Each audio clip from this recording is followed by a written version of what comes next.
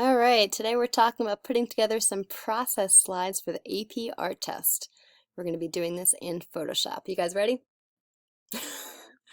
Okay, so first make sure that you have the files you want to put into Photoshop downloaded, and if they're zipped, unzip them.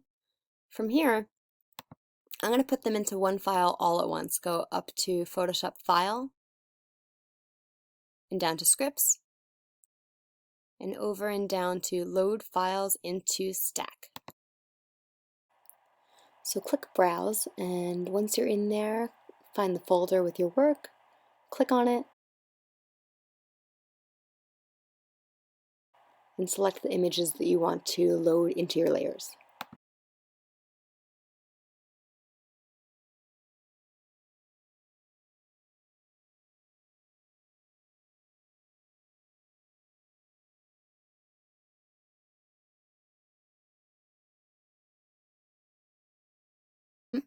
If you take a look at the layers right here, you can see it opened every single layer into this one document. And you could choose which ones you want to keep or not. So if you don't want to keep all of them, that's totally fine.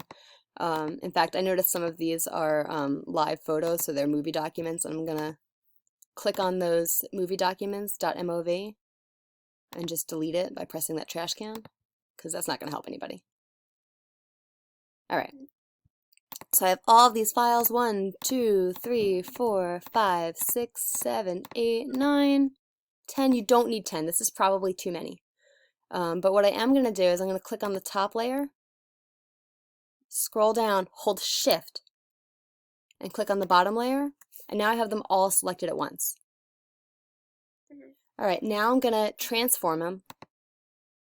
Edit, free transform, or you can Control T on a PC or Command T on a Mac. Again, you want to hold Shift to keep all of these in proportion or they'll get distorted. So hold Shift, and I'm going to resize all of them all at once. Right, and I'm going to press Enter because you see that little, those boxes around the corner, that's your bounding box. And it won't let you do anything until after you've completed the action, so I'm going to press Enter. It's going to finish rendering. I'll close this a second. All right, and now I'm almost ready to do this. There are two things you're going to need to make sure it's kind of even. The first thing is you want to make sure that your Move tool up here, move it a little closer so you can see it, this guy's on, and that above it your Auto Select is checked. That will make it so that if I click on one layer, it'll just jump to it. I don't have to stress about finding what it's named or anything like that. I can just kind of scooch it around. So I can see everything. And if it helps, like I know that this is the more finished file, I can bring it to the top by grabbing that layer and just dragging it to the top. With me so far? Okay. Now I probably should have cropped these first. That would have been smart. And I'm going to hide the layers I don't want to see for the moment, which is just tapping on that eyeball.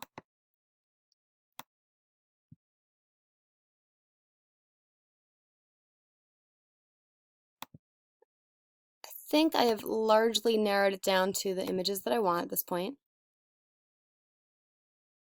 And I have two details, a finished shot, and the beginning part.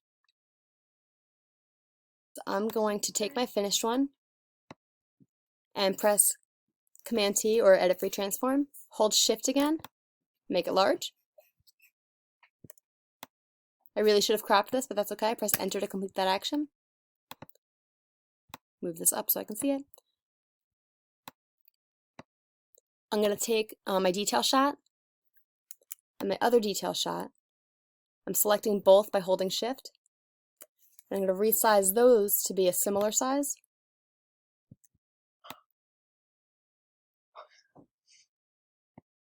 I like that a little bigger actually. Whoop. Press Enter to finish that action. I'm going to move this guy. Excuse me. Click off the layer if it's getting stuck. There we go.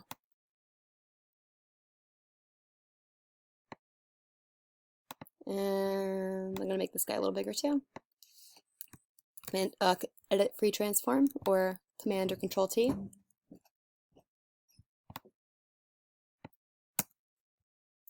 All right, and so the big thing for me right now, if I was to submit this, is I don't like that these detail shots are basically the same size as the finished file. I don't think it's showing anything extra that way.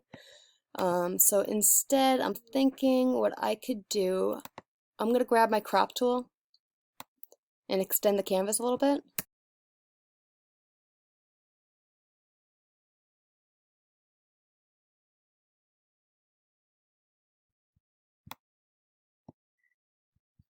And right now there's no background. If you want to add a background, you can go to your layer bar, new layer, press OK. I'm going to choose whatever color I want. In this case, I'm going to go white. I probably wouldn't go crazy with the color. This is not the time to choose a rainbow or anything like that. Make sure you're on the background layer. I use that little paint bucket here. And I really should have cropped this first, but since I didn't, I'm going to grab my rectangular marquee after I select the layer that's really nasty.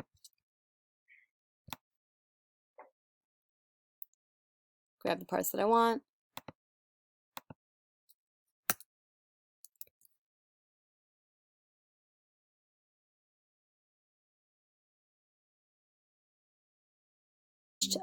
Make sure that your rulers are up, which is View, Rulers.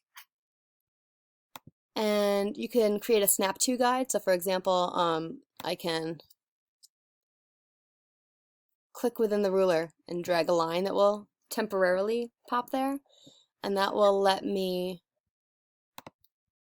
go to my detail shot. And if I want to make it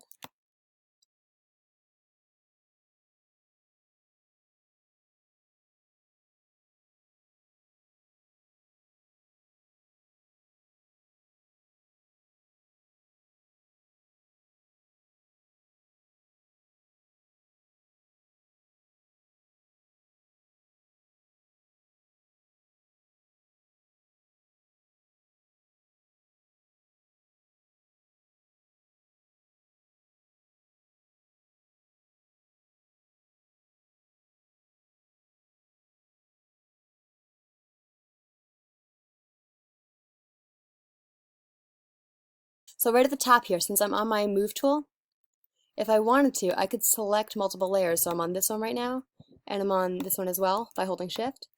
And up here, you can have it snap to. So if you want them both centered together, you see how that happened? So I'm here, hold Shift, I am here, and now because two items are activated, I can immediately have them share the left side, share their right sides, or center among each other, which might be a nice way to do it as well. And then this guy I can make bigger. That's kind of obviously my finished piece. So I could save as, saving as will keep these layers on. So if you want to create a process slide, but you're not sure if you like it and you want to show me, make sure that you save it as a PSD so you don't have to redo any of it. So we'll call it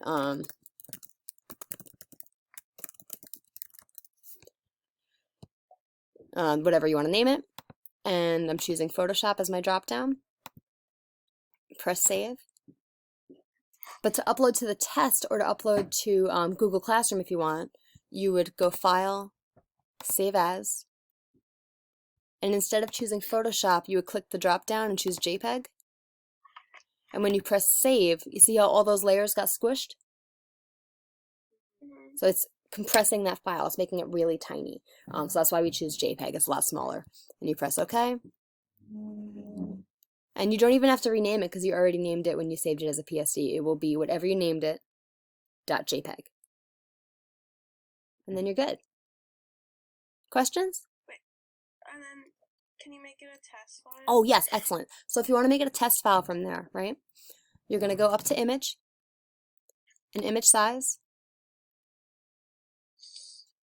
And the resolution honestly doesn't matter. I always like to keep it 300 because it's just a good habit to get into, and I do that first.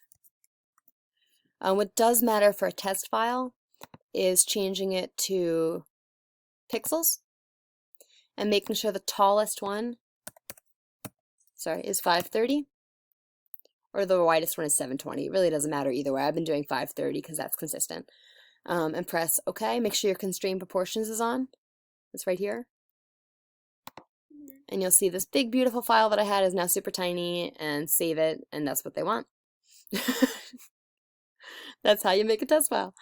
So, and now PS, if you want, horrible resolution. If you want, you can, it's disturbing me how terrible that resolution is. If that happens to you, please let me know. But you can also write notes in here. So if you wanted to say like drawn in ink or layered with matte medium followed by color pencil and oil pastel and paint, you know, you can kind of draw little notes on the side if you want.